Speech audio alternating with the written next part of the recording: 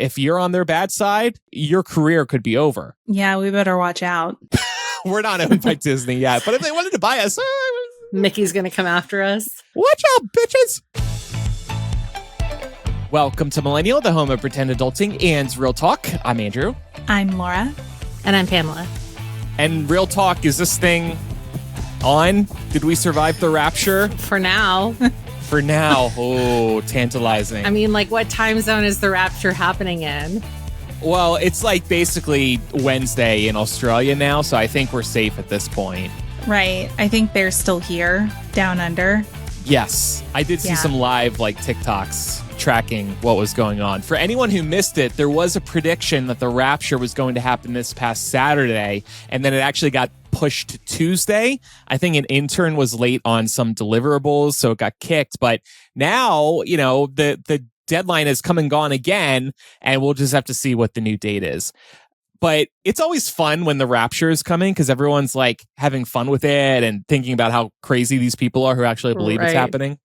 Well, then there's always like a little seed of doubt where you're like, I'm like 99.999% sure that this is bullshit. But, there's always that 0.001%. Yeah. I think the one that everybody was kind of like, well, maybe was the Mayan prediction because they had done such a good job of predicting so much else. Yes. So that was like the one that normal people were like, oh, maybe. But yeah. It's fun to dream. It's a fun time for the internet. Right. Yeah. Andrew, I like how you say it's fun to dream.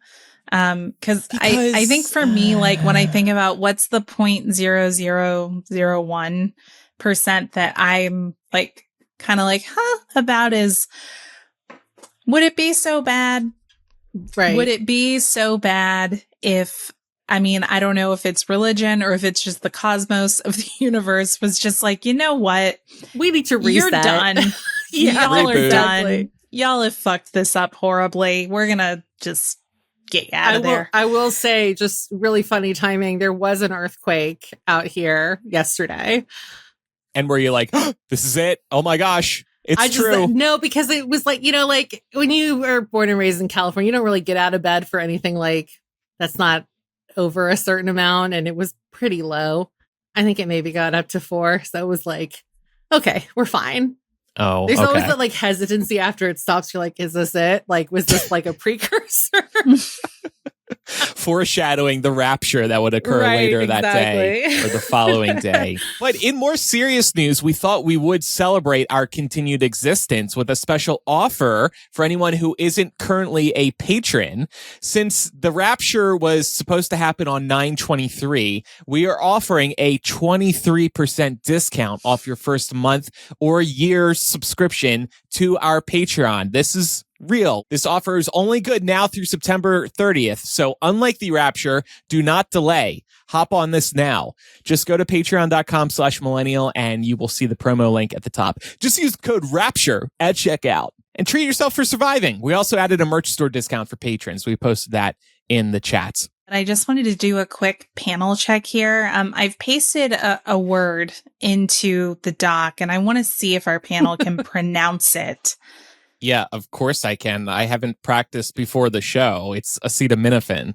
Duh. Oh, well, see, at least you got it right. I have to think that Trump must have tried to practice before he got out there. But I just wanted to make sure that we could all say acetaminophen so that we don't get sued by Tylenol, which I feel like the White House has opened up the perfect opportunity to get like the shit suit out of them by Tylenol for defamation. Pam, say it. Acetaminophen. You know what? I will admit though that this word trips me up in my brain when I see it. Same. So it's a lot easier because you two went before me, but it's usually when I have to read this, it's like I'm helping like a grandparent with the drugs they need, or I'm looking at my own prescriptions. I kind of have to stop and be like, okay, hold on a minute. Yeah. I know how to say this. Everyone at home, say it out loud too. We gotta know how to say it. It's kind of like how I also still can't spell Renaissance. So Renaissance is tough. Yeah. Renaissance, as some people pronounce it. It was crazy to see Trump saying pregnant women shouldn't take Tylenol because of the dangers of acetaminophen. But then when he shares this information, he himself cannot pronounce it. I think they're only criticizing Tylenol specifically because Trump can't pronounce acetaminophen. And here's some more real talk. Acetaminophen is in tons of other medications. Over 600 over-the-counter medications. Sudafed, NyQuil, Theraflu, Laura's favorite, Vicodin.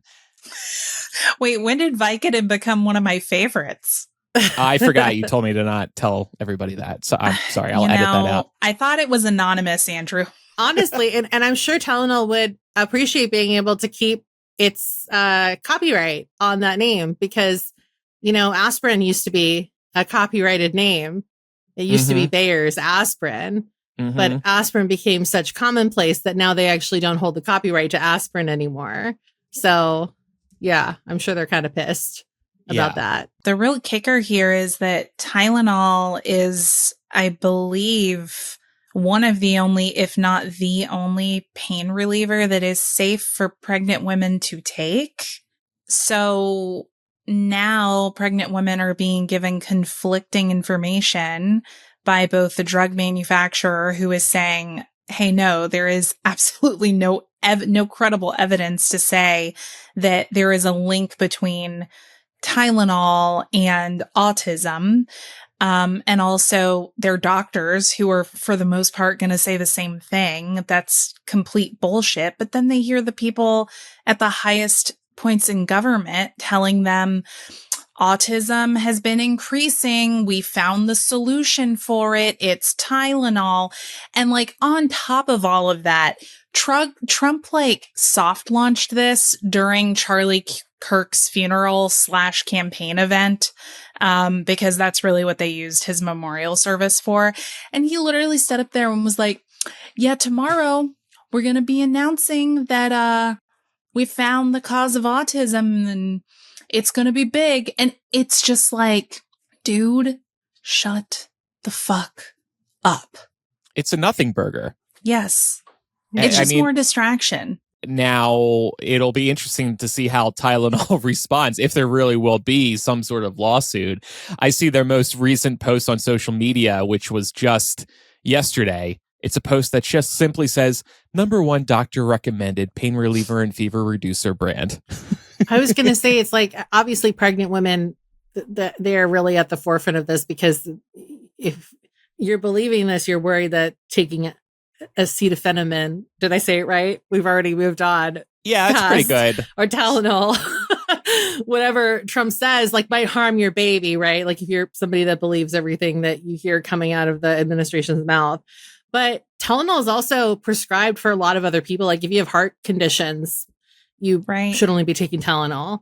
So there are a lot of instances where, depending on your age or what other pre-existing health conditions you have, they only do prescribe Tylenol, or Tylenol with something else, or a higher dosage. It's been a pretty wild week. We wanted to focus today's episode on Jimmy Kimmel, the FCC, and free speech. And we want to remind everybody how things should be working and the importance of free speech in the media, and why the Trump administration, the FCC, and Brendan Carr have seriously overstepped here. So the latest information: after suspending him indefinitely last week, Kimmel is returning to ABC's airwaves on Tuesday nights. We are recording before it airs, so we don't know what Kimmel is going to say during this episode yet. However, Sinclair and Nexstar, who vowed to preempt Jimmy Kimmel Live for the host's on-air comments about the death of Charlie Kirk, said they will continue to not carry Jimmy Kimmel Live as they continue to talk to the network.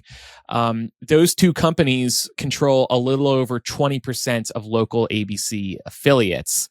So just to catch everybody up, in case you didn't watch or hear it specifically yet, the comments that Kimmel made that were getting criticism last week were, quote, "We hit some new lows over the weekend with the MAGA gang trying to characterize this kid who killed Charlie Kirk as anything other than one of them and doing everything they can to score political points from it. In between the finger pointing, the White House flew the flag at half-staff, which got some criticism, but on a human level, you can see how hard the president was taking this. And then Kimmel cuts to a clip of Trump being questioned by a reporter outside of the White House, where he was asked how he was holding up in the wake of Kirk's assassination, and then Trump quickly pivots to talking about the ballroom he's building in the White House, implying that Trump really did not care anymore about Charlie Kirk. So those were the comments. The right is not happy with Kimmel saying, actually, this was somebody on your side who caused this shooting. But Kimmel does have a right to say that. He also has been very eloquent in how he has spoken about the death of Charlie Kirk. He has said he sends his prayers to the Kirk family. He's devastated by this loss. He's not happy about it. His comments he made during the monologue weren't bad. People on the right have made far, far, far, far worse comments. One other thing we want to add here is that Sinclair and Nexstar's initial announcements last week about pulling Kimmel from their ABC stations were made after FCC chair Brendan Carr suggested that broadcasters should penalize Kimmel for his commentary. And Pam, what did Carr say? He said, quote, I mean, look, we can do this the easy way or the hard way. These companies can find ways to change conduct and take action, frankly, on Kimmel, or there's going to be additional work for the FCC ahead. So however way you splice this, it seems like a threat. And coming from the chairman of the FCC, it's pretty heavy verbiage to imply that if they don't do something about it, then the FCC will have to get involved.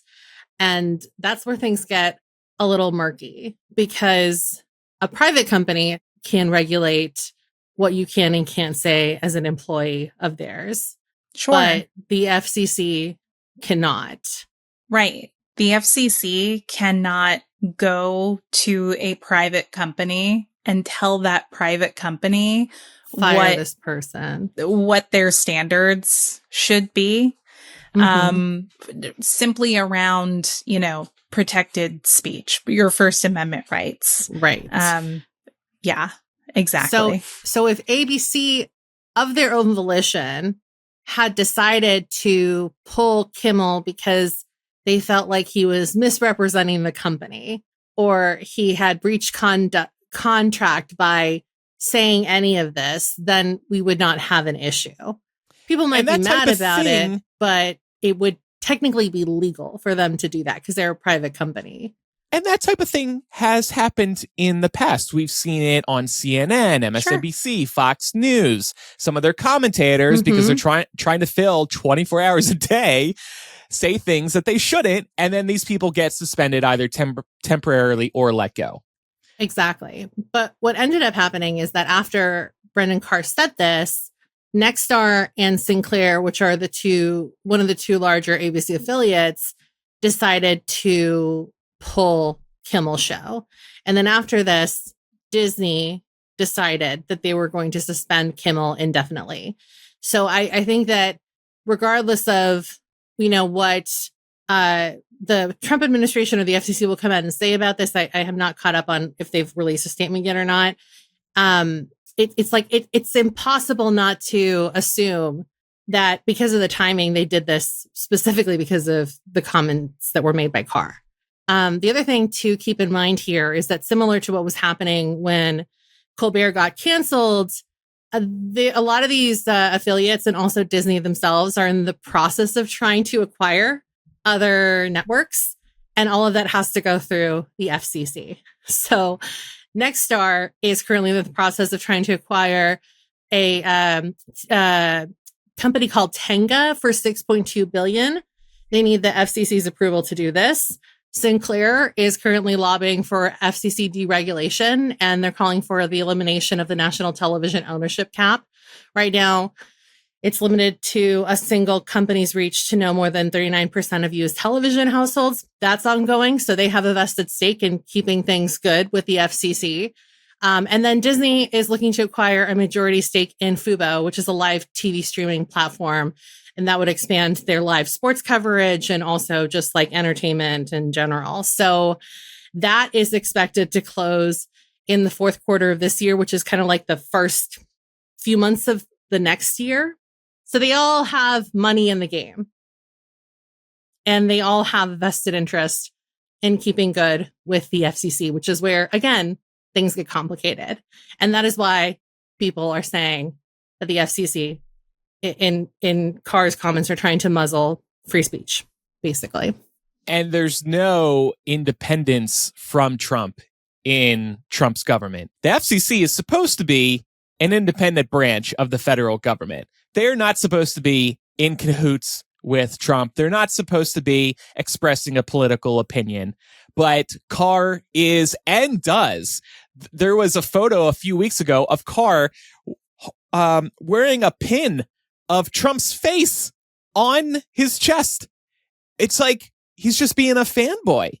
Yeah. It's disgusting. I mean, that's what he's surrounded by at this point. Yeah. He has literally surrounded himself with a bunch of yes men. He's done a much better job of that this time than he did during his first term. And that's why he's getting so much shit done. Because they control everything. Mm-hmm. Yeah, he wants loyalty. That's why he hates Jerome Powell, because Jerome Powell isn't bending the knee, even though Trump appointed him, which is always a good thing to keep in mind.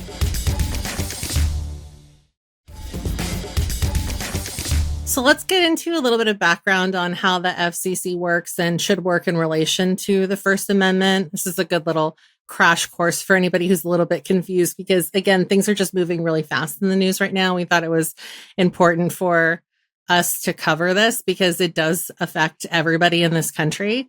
So to back things up a tiny bit, the FCC, which stands for the Federal Communications Commission, is an independent U.S. government agency, and it was created back in 1934. They regulate communications by radio, television, wire, satellite, and cable. There's only a certain amount of broadcast available within the United States. And so basically when you have affiliate stations like Sinclair and Nexstar, they have to license out that space from the FCC. And the FCC has to approve the acquisition of that space.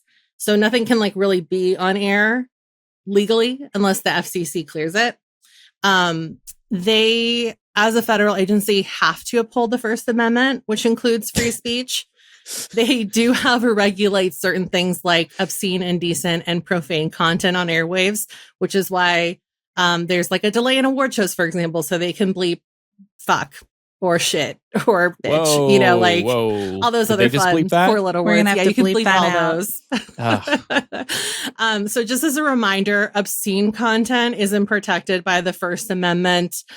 This is obscene is technically anything that the general public would find obscene. So a good touchstone for this is child pornography. Nobody can go to court and be well, this is my art, because it's deemed as obscene by the general masses.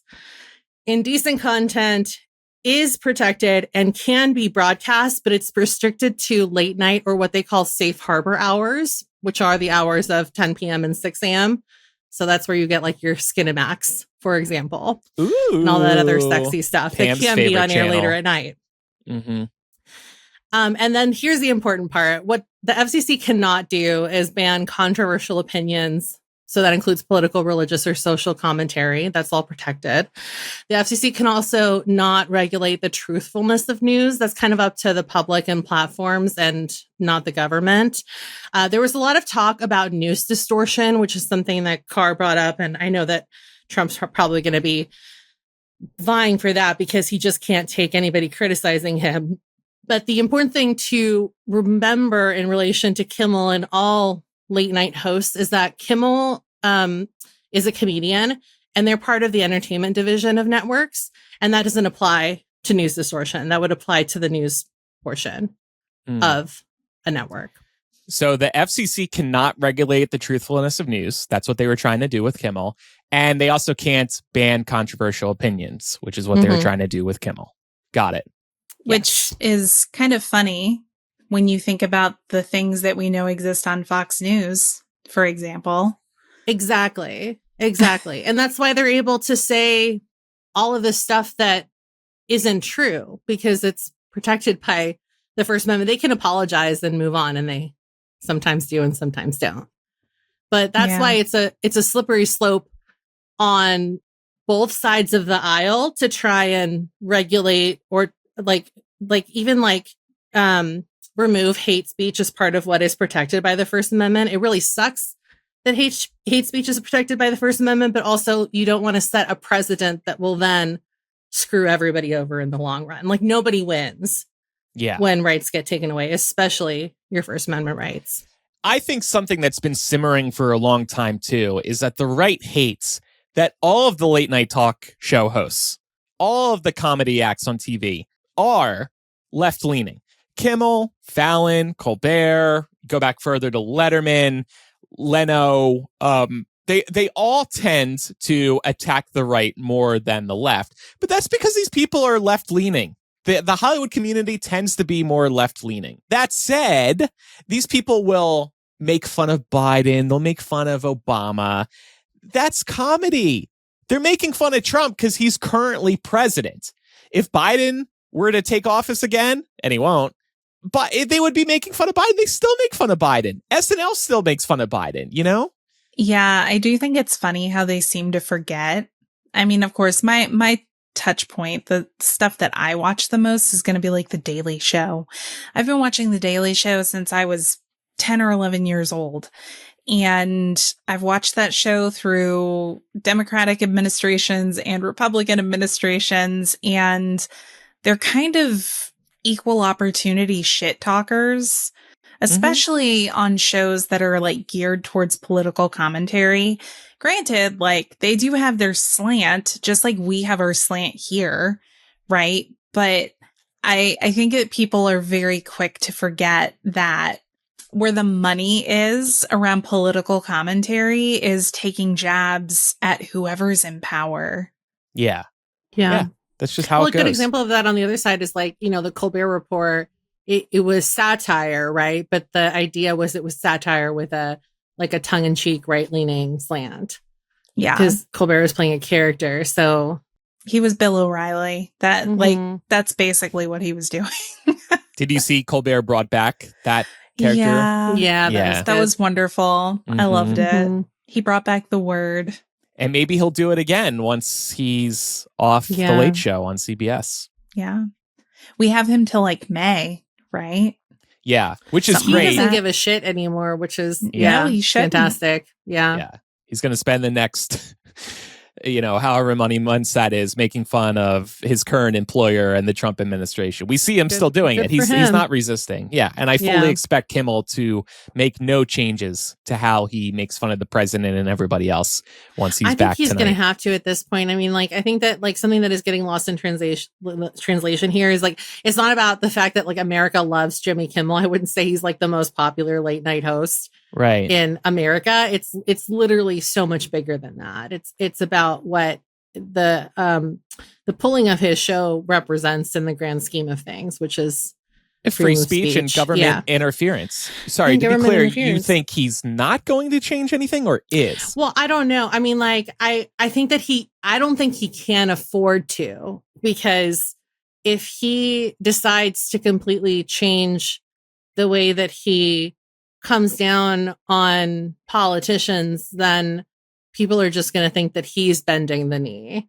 Right. Which is why he's not going to do that. I mean, that would go against everything he stands for. But like, there are some people that are speculating that he's going to be like towing a fine line now. And we won't know until tonight. We'll see. But I think he would rather never come back to his show than change his style.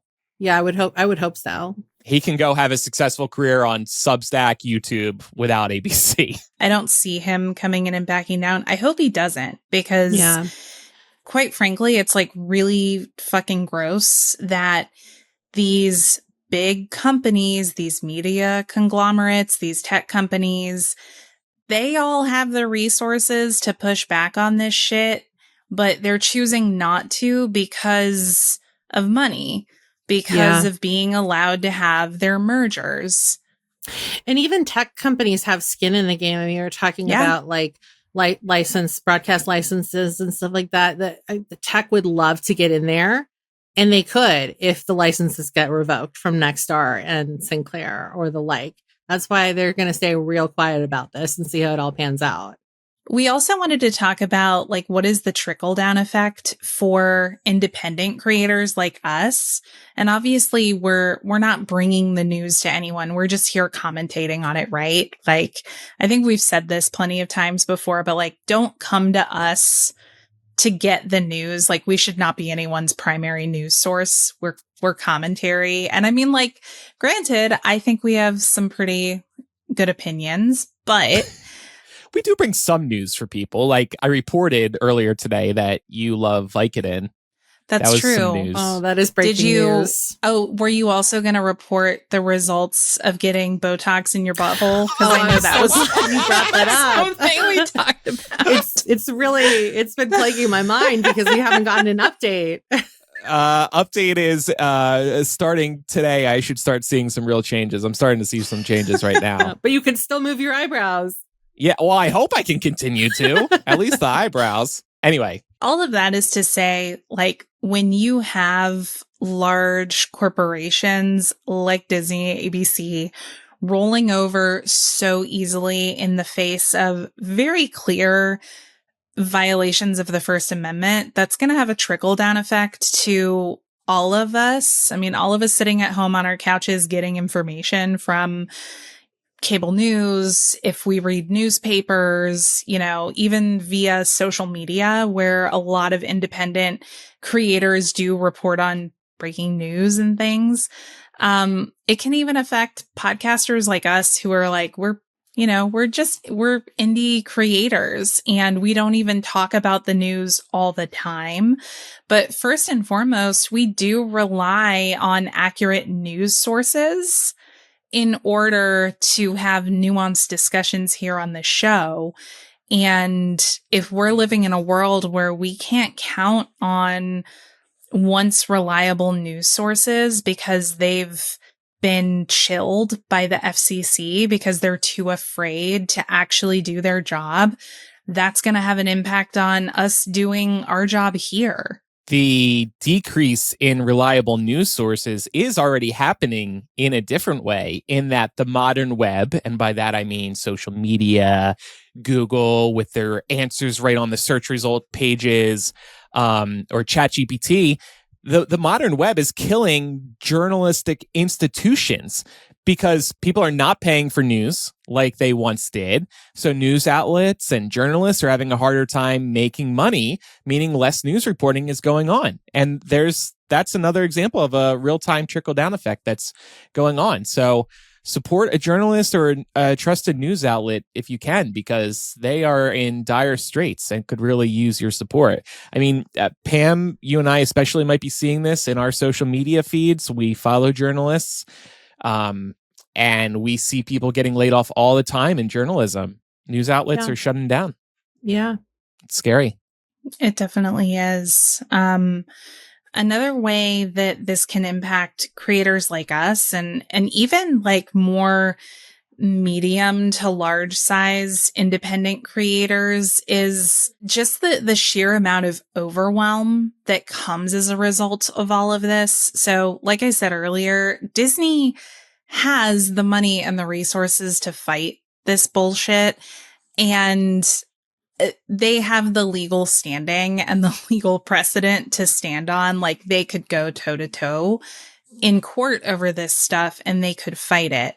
But their choice not to creates a trickle down effect wherein smaller creators who do not have the money and resources to fight this stuff are going to begin feeling the pressure to say what is safe and smart for us to say and talk about on our show if we are independent creators who literally have no backing. Like, a lot of these creators, including us, we do it because it's a labor of love. It's something that we're passionate about. And, you know, if all of a sudden, you know, the government started cracking down on small creators by means of putting pressure on the platforms we use to get our shows out there, that would be extremely detrimental for just having a variety of opinions available to the public online,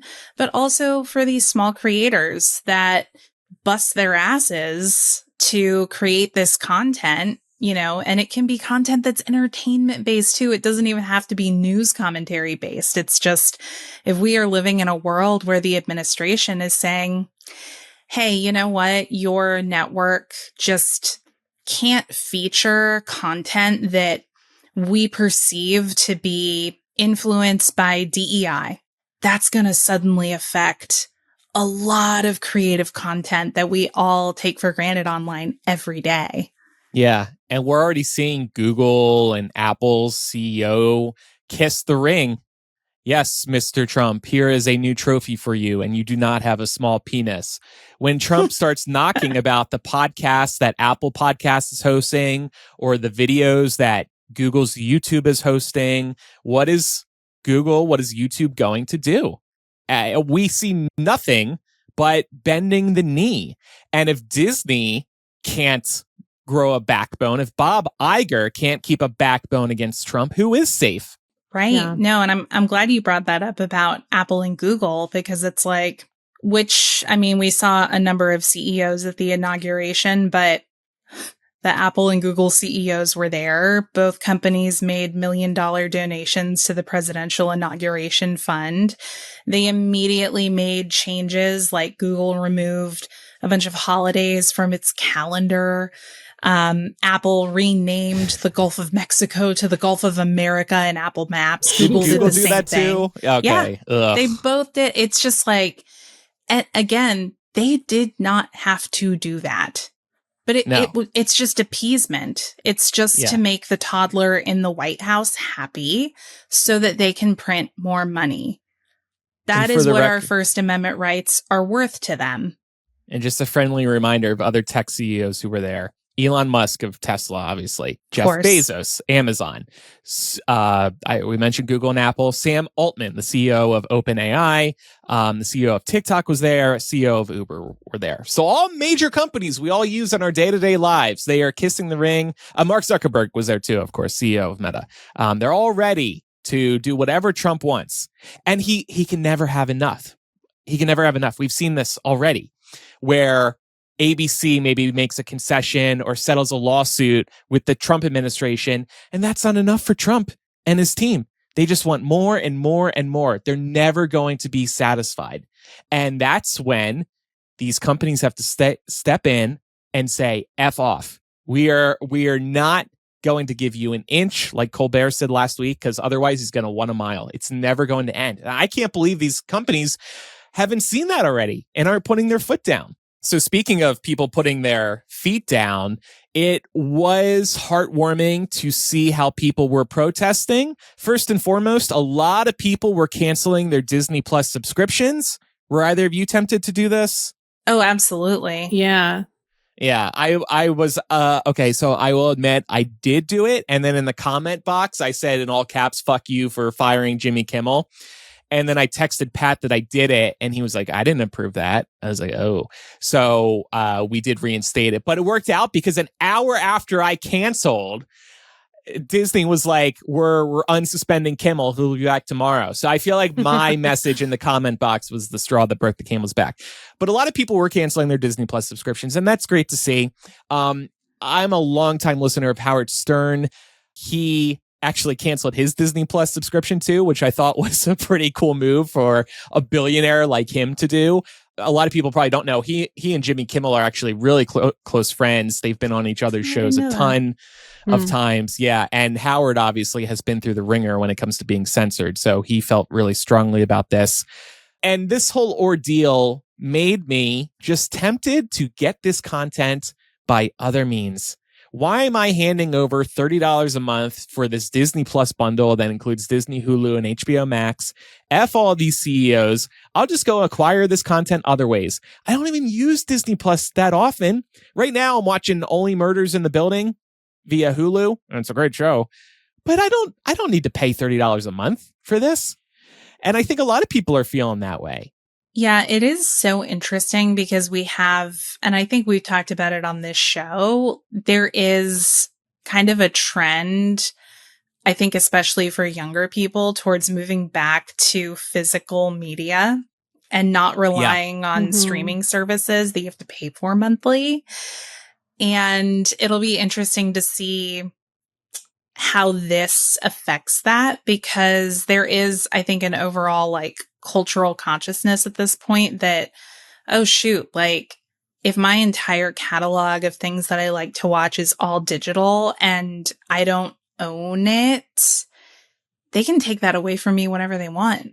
Yeah. And then I will have been paying for it for however many years and have nothing to show for that. Yeah, it's like you just rented it at Blockbuster for ages and then finally had to return it. Yeah. Meg makes a comment in our Discord on Patreon. I was pleasantly surprised to see people canceling. I cynically assumed it would be all talk. I was thinking about that a little bit as well. I think people like an easy task. This is an easy form of rebellion. You log into Disney Plus, you hit cancel. You even get a form to air your grievances like I did. I'm sure they were getting tons of feedback in these little comment boxes about why they were canceling. Disney stock was also impacted by this. You have to hit them where it hurts. And where does it hurt? The bottom line, the subscription revenue. Disney Plus came along just as the pandemic hit, and Disney Plus was a huge win for Bob Iger at the time because they had to shut down the theme parks, but they were launching this new subscription revenue service. And so many cancellations were probably really spooking them. You just picture Mickey Mouse like, oh, I'm losing subs, Bob. We got to get Kimmel back on the air. This sucks. I heard some people were even canceling their Disney vacations, which like that hurts even more. Yeah. Because they've been the parks have been a cash cow for them lately. It's kind of been funding everything else. Yeah, I'm not sure how true this figure is, but it's a figure that I've seen kind of bantered around online over the last couple of days that apparently they all of the losses between like subscriptions canceled, people canceling cruises, like people canceling lots of things that are like Disney affiliated. That it amounted to something like $4 billion. I think including stock to taking a hit. Yeah. And it just goes to show like how deeply entrenched Disney is in our day-to-day lives, and also the dangers of any one company owning too much media share, to the point Pam was talking about earlier. Like, you know, there currently exist rules around how much media share any one company can own, because you get to a point where you only have like one major company owning all media, and that, you know, gets you into like state-sponsored media territory. Another wrinkle in the Disney Plus cancellation news is that it was reported on Monday, and it did prove to be true, that Disney Plus would announce a price hike today, Tuesday, with most plans going up $2 to $3. So there's speculation that Disney and ABC wanted to resolve the issue with Kimmel before they announced these price hikes. Because with all these people canceling Disney Plus over what they decided about Kimmel, and then raising the prices, that would have caused another flood of cancellations. More so than they'll probably already get with these price hikes. So the timing of that is suspicious. And you have to wonder if that was a factor in them deciding to unsuspend Kimmel. But there were also many stars protesting Disney, and that was really nice to see. Not necessarily a political star. New York mayoral candidate Zohran Mamdani canceled his ABC town hall that was scheduled to happen this week.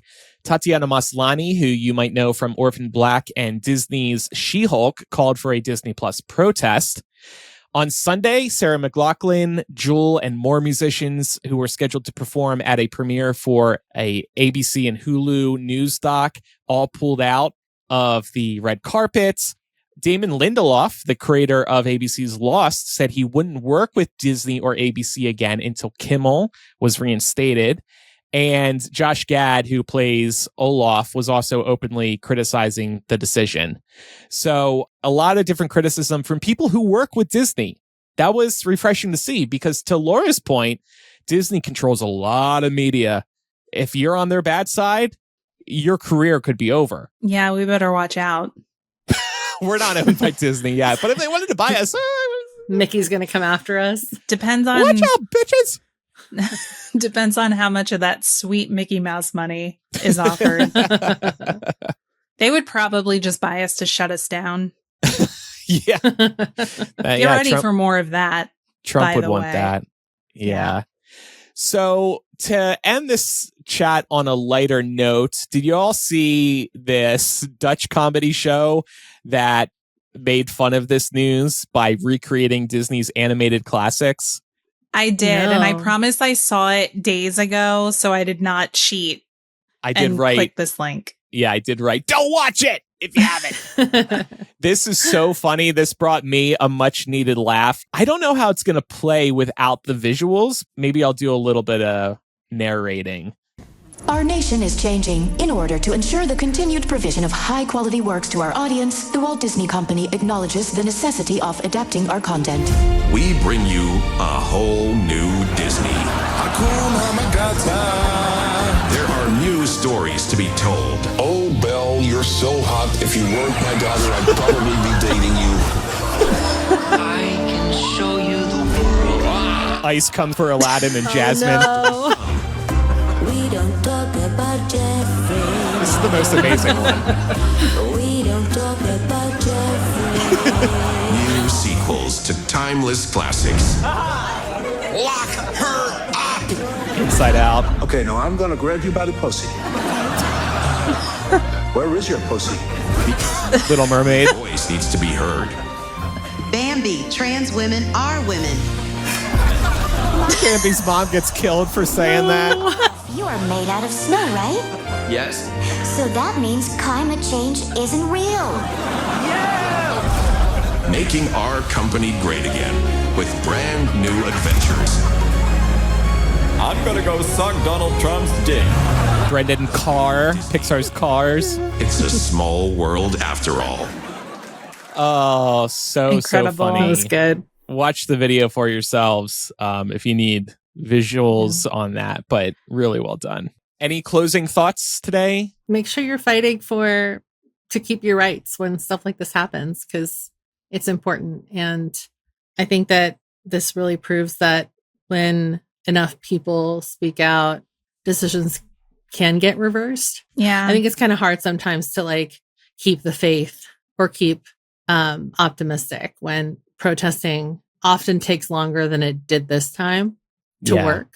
But it's still important to go out and exercise. That's part of the First Amendment too, exercising your right to protest. So, and I would say don't just because Kimmel is getting his show back, I wouldn't get complacent and think of this issue as resolved because, even after Kimmel was, briefly taken off the air, the White House was already talking about other late night hosts they wanted to target and other shows they wanted to target. So don't get it twisted. They are still definitely looking for every excuse to try and restrict First Amendment rights and freedom of expression. So keep the energy up. Be prepared to say, you know what? I'm going to vote with my dollars elsewhere if other companies start pulling this same kind of nonsense just because they start pissing their pants about making the toddler in chief unhappy. All right, so to wrap us up today, just wanted to remind you that this show is brought to you by listeners like you. Thanks to recent patrons, including Grishma, Riley, and Nathan. Enjoy all of the gossip behind the scenes in After Dark. Yeah, we have tons of great perks at patreon.com/millennial. That's how we avoid being purchased by Disney and Mickey Mouse. So get started today with a 7-day free trial to check out all of our bonus content, including After Dark. You also get live streams and ad-free episodes. And if you sign up for an annual subscription, you'll get 15% off your membership. Or you can use the code RAPTURE right now to save 23% off your first month or first year. Don't get left behind. Sorry. That's not good. If you want to wear your love instead, you can visit shop.millennialshow.com to grab official show gear.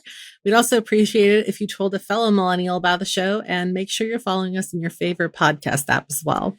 We'd love to hear from you too. So email millennialshow@gmail.com, or you can use the contact form on millennialshow.com, or you can leave a comment on Spotify or YouTube, or DM us on social, or lots of options. And if you enjoy Millennial, we'd love a review in your favorite podcast app. Time for some recommendations. I saw this at Bevmo and I thought it was so cool. You see this at bars sometimes. It's one of these little contraptions that will take the top off of a can. And so your canned drink, be it a Spindrift, a LaCroix, a beer, a White Claw, they turn into like a aluminum cup rather than something you just sip from. And I think it's just a vibe. It's a look when you're enjoying your drinks. So the Amazon title of this is very SEO-y. It's just called Universal Topless Can Opener. And I think it's just a cool thing to have in your kitchen to shake up how you enjoy your drinks at home. Well, after you're done enjoying your drink with that universal topless can opener, I want to recommend something that can hopefully help calm you down. I know times are tough right now, but it's really important to make sure that we're taking care of ourselves and getting plenty of rest. I got a weighted blanket not too long ago. It's like a 20-pound weighted blanket, and I shit you not, I sleep like a baby under this thing. Have either of y'all ever used a weighted blanket? I have one, and Yes. I wish I had gotten a heavier one. Oh. I've been thinking that lately too. I'm like, I don't think 20 pounds is heavy enough. Mine is a little lighter. Mine's only 15, and it's nice, but I was like, man, I could really do like a 25, 30 pound weighted blanket. Yeah, it's lovely. It's like, I don't know. It's like a full body hug. Yeah. It's like you're being swaddled. Good for, it's good for anxiety too. Like if you're feeling a little bit anxious, you just like go into your, weighted blanket, and it feels nice. I'm thinking of getting a weighted stuffed animal. I have my grilled cheese. I've seen those too. I have my grilled cheese squishmallow, but and I like cuddling with him, but I'd love if he had a little more pressure on him. And if stress is making you break out, I want to recommend Mighty Patches, which a few of us on this panel use. They're pimple patches, but the reason that I wanted to recommend them is because I noticed that Costco started carrying the variety pack, and it comes with like 86 patches, and it's a mix between the original and the invisible. It's a really good deal if you use these, or if you just want to have them on hand. They're like, it's like $25 for 84.